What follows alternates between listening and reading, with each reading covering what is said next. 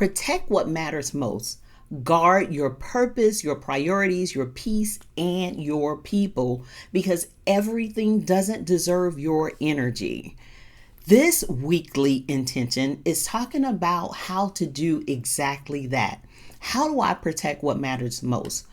Leadership requires energy, focus, and discernment. When everything feels urgent and everyone wants your attention, it's easy to pour yourself out until you are on E. There's nothing left. You're running on fumes. Protecting what matters most is not selfish, it's strategic. When you guard your purpose, your priorities, your peace, and your people, you lead with clarity instead of chaos. And you are able to show up more authentically and as the best version of yourself. Look, check out my shirt. Energy is currency. I spend it wisely. Now, it's signed an introvert because I'm an introvert. But this is something that is for all leaders, right? So, I like to give references. One of the references that I want to share with you is a scripture. And just to put this out there, these are usually like my favorite scriptures, but this one is Proverbs 4:23. Above all else, guard your heart, for everything you do flows from it. And for this, I think about we lead with our hearts, the most leaders. So our heart is the source of our thoughts and decisions and actions. And when you protect your inner peace and focus, everything that flows from you as a leader, I'm talking about your words and decisions and interactions with people, is stronger and is more intentional. I kind of correlate this to, if you work in corporate, GECO, garbage in, garbage out. We have to be really careful of what we allow in because that's what flows out. And this is what we listen to, what we watch.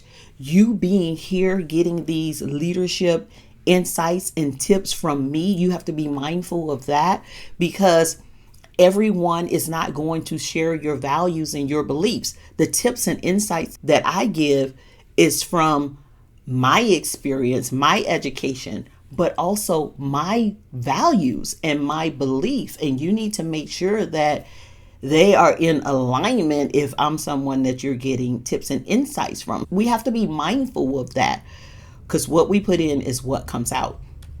The other reference that I want to share with you is an author by the name of Greg McKeown. I hope I got his name correctly. He is the author of a book that I've read that's called Essentialism. And one of the things that he reminds us is that if you don't prioritize your life, somebody else will. So basically, you have to stand up and you have to grab the bull by the horns and do what you need to do. I want to leave you with 3 tips to protect what matters most. The first one is to set clear boundaries. And I get it. This is not always an easy thing to do because some of your jobs may be extremely demanding. And I've been in that environment and I understand. But identify what tasks or meetings and conversations truly deserve your energy, which ones I really need to show up for. And all of the other ones, say no. And you can do this by delegating. So maybe it still does align with the mission and moving it forward. Can I delegate it? Identifying what drains your energy without moving your purpose and your mission or your goals forward is going to be vital. And it's something that you want to get really good at. If you get a chance, listen to the Leveraging Operations and Leadership episode 34 is titled Leading on Empty. And this is where I share with you how leading without guarding your energy leads to burnout. I tell my story of burnout, but I also share tips with you how to recover from it and how to identify it when it's coming. It's definitely a great episode. Check it out. I'll tie it in the notes below. The second thing that you want to do is schedule energy check-ins. So at least once a week, ask yourself, check in with yourself. Am I leading on full or running on empty?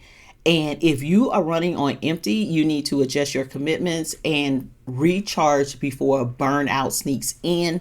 I also talk about this on leading on empty, because burnout is not just going to show up at the door and knock and say, hey, burnout. No, you're going to get signs along the way, and you have to know how to identify those signs, which may not look exactly the same for you as they did for me, but I believe that there's a lot of similarity. So you want to be able to identify that. But in order to be able to identify it, you can't just keep going. You have to pause, stop, and reflect. And that's one of the things that I recommend that you do every single week. You do that pause and you check in with yourself. And this is going to help you from getting to the stage where you are full blown burn out, because there's things that you can do before you get there. The third thing is to prioritize people over projects.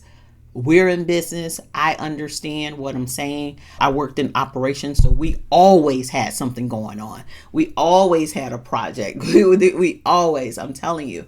So I get what I'm saying, but protecting your team, a part of that is making space for connection, making sure that you're checking in with them, making sure that they're not on empty.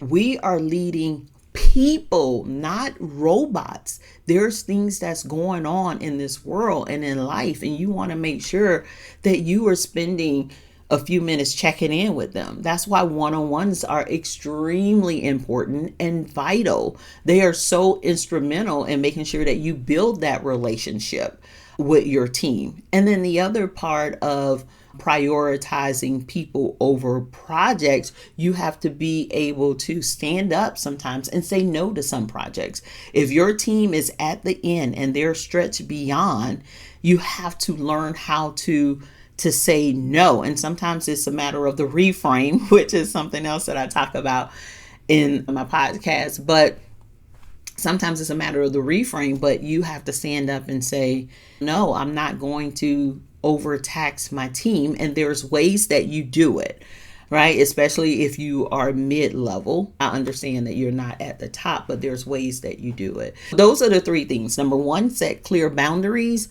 Number two, schedule energy check-ins weekly. And number three, prioritize people over projects. Your action step for this week is to identify one area where your energy is being drained unnecessarily. Decide today to either delegate it because it aligns and it needs to get done, or reschedule it, or delete it if it doesn't need to be done. But protect your energy so you can pour into what matters the most.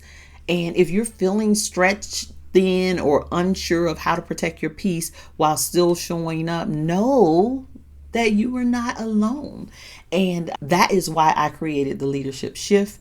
It is here to help you lead with clarity, confidence, and purpose. So if you want to learn more about it, you can go to signalpartners.com/theshift. Keep leading forward.